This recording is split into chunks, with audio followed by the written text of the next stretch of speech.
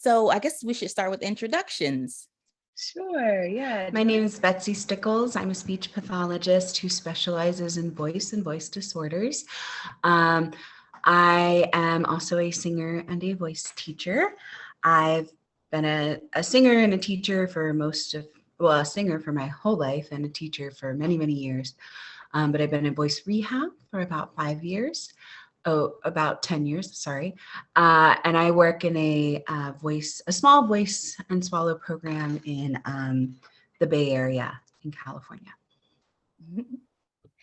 And I'm Shavonne. I'm a speech language pathologist. I've been a SLP for about 12 years, and I am now the owner of Proclaim Communication and Rehabilitation Services here in Central Florida. All right, so today we wanted to talk about vocal fatigue.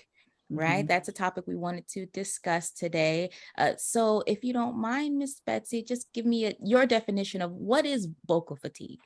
Sure, yeah. And I thought long and hard about this, and I read a lot of other people's definitions of what vocal fatigue is. But what I think it boils down to is it's a change in the way your voice functions. But that could be the way it sounds or also the way it feels, right? As a function of use, right? So the more you're talking, the more these feelings come on.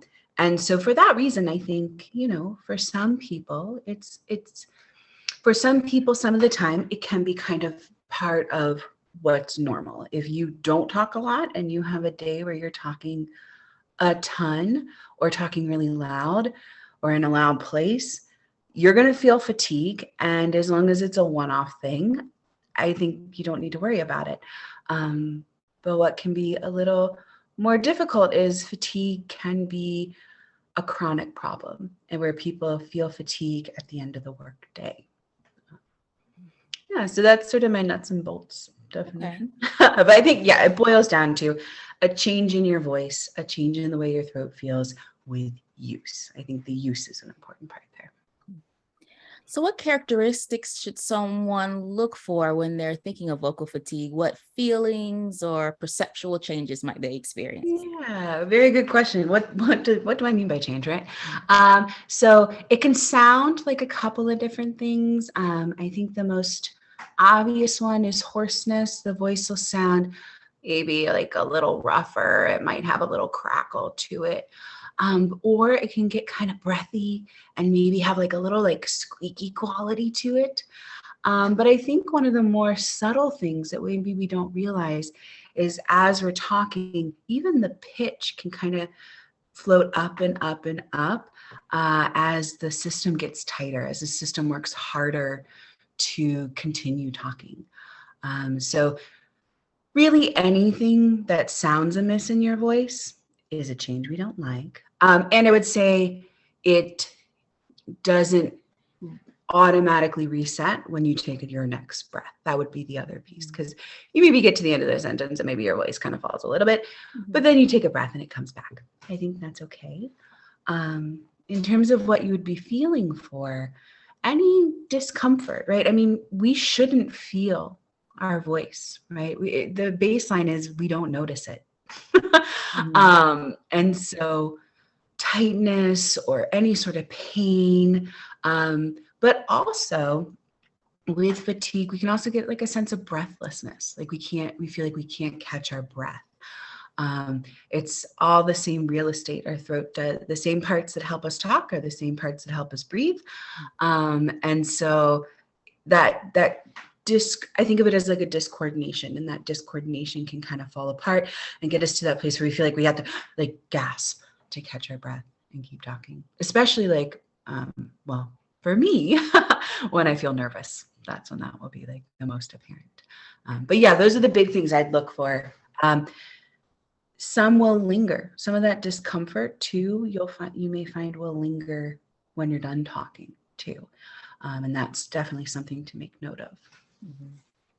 Yeah, I'm glad you brought up the point of nerves. So it's not always just someone who's using their voice all day long that's going to experience vocal fatigue. It could just be the way you're using the voice and things that are happening. I know when I become nervous, I get tight. Everything gets tight. Yes, absolutely. Absolutely. It doesn't have to be a lot of use. It could be the way in which you're using your voice, which, Mhm. yeah, when we're nervous and everything's tight, we feel like we can't get a good breath, the voice system just goes a little haywire. So yeah, absolutely. Absolutely. Yeah, I agree wholeheartedly. So, in your opinion, when should someone be concerned and seek assistance with vocal fatigue? Yeah, so I would break down this kind of um, idea of assistance into three parts, I think. Um, like if you're uncomfortable, you should do something to fix that right away. That would be like the first level. Mhm. Um, sorry about that. Okay. So if you're uncomfortable, you should do something right away to be comfortable, right? That would be the first level. It's almost a little preventative to it. The first signs of fatigue, changing something as you're going. Mhm. Um, then there would be that one day where your voice is just like not feeling good. I would look at that as a separate level of how to intervene and how to make a difference. And then the last one would be if this is something that happens regularly. Mhm. So maybe it doesn't happen every day, but if it were happening over the course of anything you have to do, then I would like over a work day, and maybe you don't run meetings every day, but on days when you do run meetings, if you're finding consistently you are coming home and feeling tired, then that's a sign to maybe see a speech pathologist and really um, get to the heart of the matter, which is, building a system for yourself. And we can get into this as we go, but building a system for yourself that can support your demands, the demands on your voice and your body. Mhm. So yeah, I would think of it in three steps, kind of like that. And I'm happy to go into depth on any of those if you'd like. Okay, sure. Um, so what is happening when someone's experiencing vocal fatigue? What's happening on the inside that shouldn't be happening? Good question. So I think to look at what's not supposed to be happening, let's make it really clear what should be happening. Um, so our vocal folds, they sit right on top of our airway. They make the sound of our voice.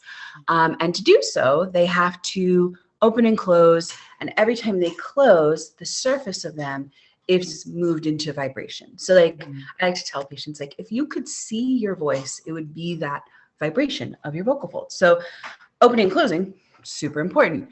And the way in which that should happen is when we go to make a sound, the brain sends a signal to the larynx, and tiny little muscles in the back of the larynx close the vocal folds one time. They don't necessarily open them again, but they close them one time. And the vocal folds, they sit right on top of your airway. So when they close, you get this nice airtight seal. You start to exhale, and air pressure builds and builds underneath the vocal folds. They can't take it anymore. They blow apart. Air rushes through, creates a vacuum, sucks them back together again, blows them apart, sucks back together again. And again, every time it sucks them back together again, they're moved into vibration. And this opening and closing, blowing apart, sucking back together again, happens very, very quickly. Like for women, about 200, 250 times per second of voice use. Mhm. So this whole process that took me a couple minutes to tell you about, it happens almost instantaneously. And it's a ton of movement, but very little muscle involvement. It's really all very passive and at the mercy of the airflow. So that's why the system should be able to take a lot of demand because it shouldn't take a lot of effort, right? It should just be those vocal folds just ride the air and it's all hunky dory. So when we're feeling fatigue, something has happened, and it could be a chronic thing that has happened, or in the moment, the system has kind of broken down. And it's kind of dramatic language, but it's not working in that very easy, passive, airflow driven way. Mm. And when that happens, the nice thing about our bodies is we will always have a voice. Our body will always figure out a way. But if it doesn't have this really efficient way to lean back on, it's going to start recruiting extra muscles to help make a sound. And so if we think about the larynx, it kind of hangs here in the throat. Um, Sort of. It hangs off the hyoid bone, but it is surrounded by muscles. And Mhm. these muscles move the larynx. They help us when we swallow. So that they are designed to move the larynx, but they are not designed to move the larynx when we're talking. So these big muscles, relatively big muscles, are doing a job they just aren't designed for. So Mm. they fatigue, and then they make the voice sound different. They start to feel like a lot of work, and they bring on this feeling of like muscle pain, muscle ache a lot of the times when it's somebody's like, if you've ever talked for a long time and you're like, wow, my throat hurts, but I know I'm not getting sick. It doesn't feel like I'm getting sick. Mhm. It's usually this muscle soreness just kind of getting to us. And I would say that's for most people kind of the nuts and bolts of what's going on. Lots of things can get us away from that easy voice. Nerves are a big one. If we're too nervous to get a full breath, too nervous to Mhm. relax our bodies, everything's just sort of held tight. But also, if we just have like a little bit of inefficiency in our voice, it's not totally reliant on airflow, then the more we talk, the more we use an inefficient system, the more we're going to feel it. Mhm. That's a great explanation. Thank you very much. And Oh, I yeah. love your gestures and your movements. You really bring it to life. I feel very passionately about this part. I think it's like this mysterious thing that like we come into the world making a voice. No one shows us how to do it. Mm. And I just think that's so cool and so important to like understand how it works if you're going to do anything to change it. Like it's just like a passion project of mine that everyone should understand how their voice works. Well, thank you for spreading the word. You're getting the word out there. How does this work? Thanks for letting me. All right, so let's get into what to do. We talked about what's happening, what it Mhm. is. So what do we do to change it? We were talking before about vocal warm-ups, and our viewers what are vocal warm-ups and when should we be doing those? Yeah, so vocal warm-ups are a way to kind of get the system moving. Um, Number one. And if we choose the warm-ups wisely, it kind of gives our body a frame of reference to build from. So that's what I like to think of warm-ups for. Yeah, they're going to get everything moving, but if we're picky and mindful and choose the right exercises, it's going to get moving in the way we want it. Mhm. So when I'm thinking about exercises to choose, I'm looking for things that are going to be really air driven and are going to promote relaxation in the throat. Those are the two big things. Um, and when I say air driven, most sounds we make need to be air driven, as I just said. But things that really bring our awareness to that airflow and kind of trick our body into really relying on that airflow. Warm ups, things that, like I said, we're looking at things that promote airflow, promote relaxation. Um, One that I think it's getting some good press in the voice community, but I think it could move further and wider, is something called semi-occluded vocal tract exercises, which is a long way of saying making a voice with some sort of resistance here at the level of your lips. And the Mhm. idea being, if there's resistance here at the level of your lips, you're kind of creating a back pressure, which then kind of gets to the level of your vocal folds, and it sort of encourages, if I'm being dramatic, forces your vocal folds to work in a way that is optimal with minimal strain in your throat. So it's a nice way to get the voice going on airflow Mhm. and help you notice airflow, as well as promoting some relaxation in your throat. Um, and there's a ton of options. I think they're all very fun.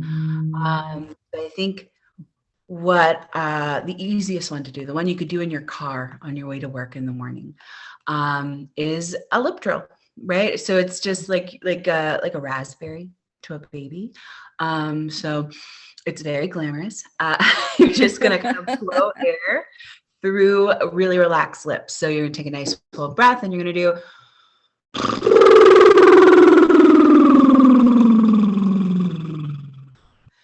And what you're looking for there is consistent movement of your lips. Notice that is movement on airflow, just like your vocal folds. They're working the exact same way. And easy voice. And you can do, in terms of what you do with your voice, whatever you want. I will usually recommend going through a variety of pitches, but I think it'd be very reasonable to just stay in your speaking range. An image or a sound I like to call to mind would be like any adult in a Charlie Brown cartoon. So, right, just to kind of move your voice through like what you would do when you're talking. So, why don't you try some with me, Shavonne? Okay, And I'll try. let's introduce ourselves, but on just a lip trill. So that's like how I'd say, hi, my name is Betsy, but I did it on lip trill. Why don't you try? Okay. Good. Yeah. So you feel that air moving all the way to the end of the sentence. Nice. Now, if you want to see the payoff of it, let's put them back to back. So we'll do lip trill like we just did, and then we'll take a new breath and try and get that same feeling of release on the words. So like, hello, my name is Betsy. Why don't you try? All right, I'll try. Hello, my name is Shavonne. Nice. You feel that kind of air, that exhale. Beautiful. Beautiful. Nicely supported. And I bet super easy, right? Super easy. I will have to say though, you brought me back to grad school. I remember during one of my practicums working with a voice client, and my supervisor tried to get me to teach the client lip trills, but I couldn't do it. So I was practicing all night before seeing this client doing lip trills. One thing I did notice, again, we talked about being tight. I'm a very tight person when I'm nervous. But when I relaxed, I could get the lip trill out a little bit better than when I was like, I can't do it. Yeah, absolutely. Absolutely. That's sort of the magic of lip trills, is it's not going to work unless your body kind of lets it. Can't force it out. Yeah, exactly. Exactly. The moment you try to, you're done for. It's not going to work. That's dramatic, but you know what I mean. You got to try again. That said, some people just really struggle with lip trills. So if that's hard, the other one I kind of recommend, I have 3 I sort of cycle through because everyone has their strengths. For some people, it's easier and it gets the same effect to roll an R. So like, you get that same robust airflow, tons of air moving through. That's what's moving your tongue, just like air was moving your lips. And you can kind of move through pitches the same way. I'm much worse at the rolled R than I am the lip trill. I have a clear favorite, but I would use that in the same way. You could even do like, with a rolled R, it's a little easier to do like a vowel. So you could do like, and just feel for like steady airflow on your fingers. You want to try it? Can you roll an R? Let's see. Okay. I think so. Sounds like it. Sounds promising. So how about yeah, you feel that exhale that continues? Yeah. Definitely, yes. Nice. And yeah, so that just sort of like lets the throat relax and work the way we want it. Now, some people struggle with both of those. So we have a third option.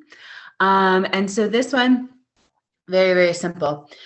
And you're going to feel air on your lips. It's not going to have that movement the other 2 did, but you feel the airflow. So we're going to start with just exhaling on an F. So tons of air on your bottom lips. You're going to do.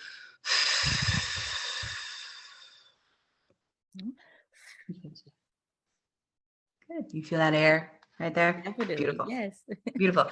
Now we're going to start with that F again, establish the airflow, and at the voice, and the air should stay the same. So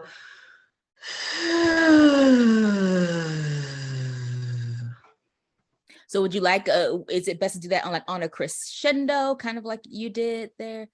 I can't help but do it that way. Okay. Uh, I try really hard not to. It's just what I do. Um, but sure, give it a whirl. Just let the pitch kind of relax as you're going. That Okay. little ascending line. Yeah. Mm.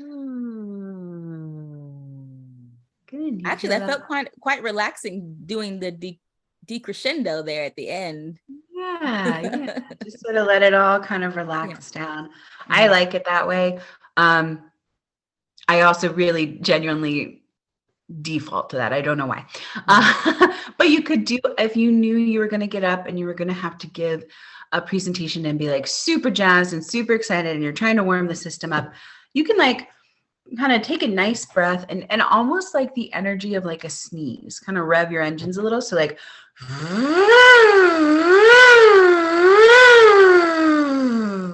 and just feel that big breath movement while you do that. Mhm. Wanna try Yeah, sure. I'll try it. that? Okay. Mhm. Uh-huh. Yeah, you feel how your Mhm. abdominals kind of like woof the air out Yeah. kind of automatically. Yeah, And I can just see how, like, if you really want to get pumped up before a presentation or talk with someone, I can see how that could be beneficial. yeah, yeah. Again, it's getting everything moving in Mhm. a way that will serve you and is nice and gentle. So yeah. Great. Um, nice. There's two other kind of well, I think those are good warm-ups because like I said, they can be done anywhere. There's other SOVTs that I would think of more as like recovery exercises. So maybe we'll talk about Mhm. that in a second. Does Okay. that sound good? Yeah. Sounds great. All Okay. right. Thank you very much. We'll take a little break and then we'll be back with the next section. Sounds good. Thank you.